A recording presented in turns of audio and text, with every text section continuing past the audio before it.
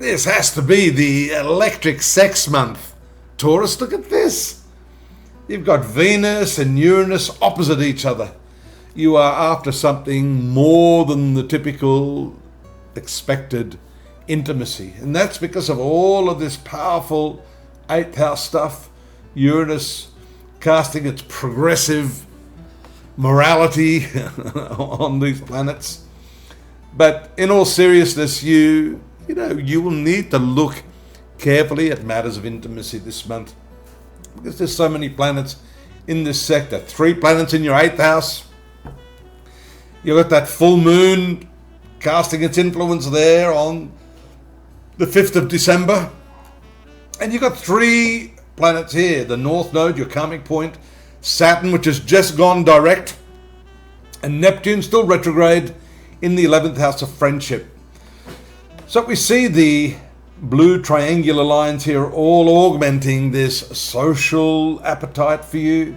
You've got great communication there on the 7th of December when the moon makes its contact with Jupiter in your 3rd house. Jupiter's very, very powerful, but it's retrograde right now too. So you may need to, it's also the planet of sex because it rules this 8th house. Retrograde means a very, very important, deep need to review your intimacy, sexuality, and other shared resources that you may have with others, in particular your most meaningful other, your partner. That can be business partners as well. There is a new moon also going to take place here in this 8th house. So what I mean by that is that a refreshing new perspective on matters of intimacy.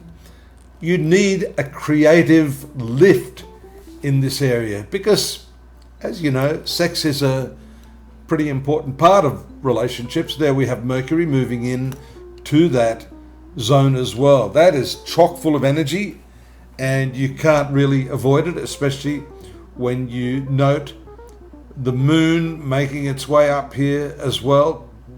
And the moon is the planet of communication. And you'll notice that when the moon makes its way into this 8th sexual sign of Sagittarius, it is going to be in what we call a position of mutual reception, a mutual exchange between Jupiter, which rules this sex house, and the moon, which rules this 3rd house. Jupiter is in the moon's sign, while the moon will be in Jupiter's sign. Mars makes its way out on the 15th into your 9th house of values. So that's also going to play into this because I think you're re-establishing the meaning of sex, the meaning of sharing your feelings with someone else. That takes place on the 20th. In other words, when this exchange takes place, you are going to be looking at a whole new level of sexuality and expression of your deeper needs with your partner. And that's important too because we see combustion of Venus. Venus has been burned up in this process. That's you.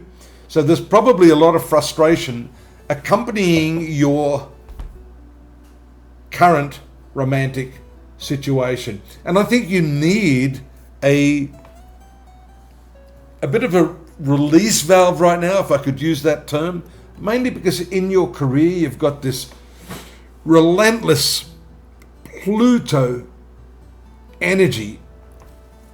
This is a revival point in the chart, but it's going to break everything down before it brings it back up. In other words, there could be pressures there. Things are changing in your work. Well, things are changing everywhere in the world right now. So there's a lot of uncertainty, a lot of doubt, insecurity.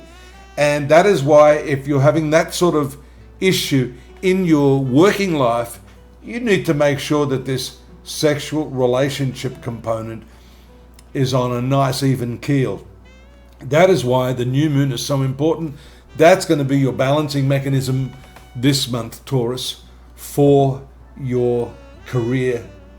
The 11th house position here is also, it can be a problem. Saturn is one of your better planets. It rules the upper part of your horoscope. So it is more of a solid stable influence on your friendships.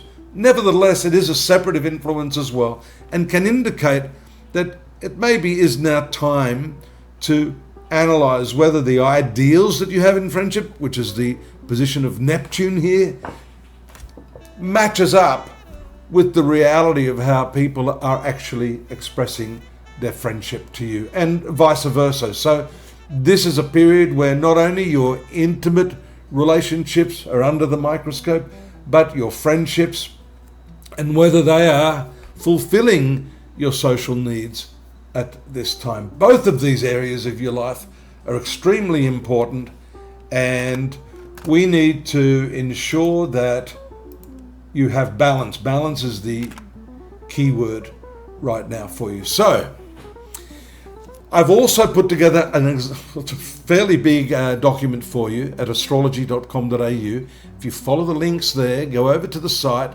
and you'll find so much more on this last month of 2025 just for you, Taurus. If you know your rising sign or your lunar sign and it happens to be Taurus, you can also apply some of what I've said to those charts. Don't forget to subscribe. Don't forget to drop me a note if you want to just have a chit chat about anything. And I'd like to take this opportunity to personally thank you for watching over the past year. I'd like to wish you and your family Merry Christmas, a Happy New Year, and till January, take care. Look forward to your company again in the new year. Bye-bye for now.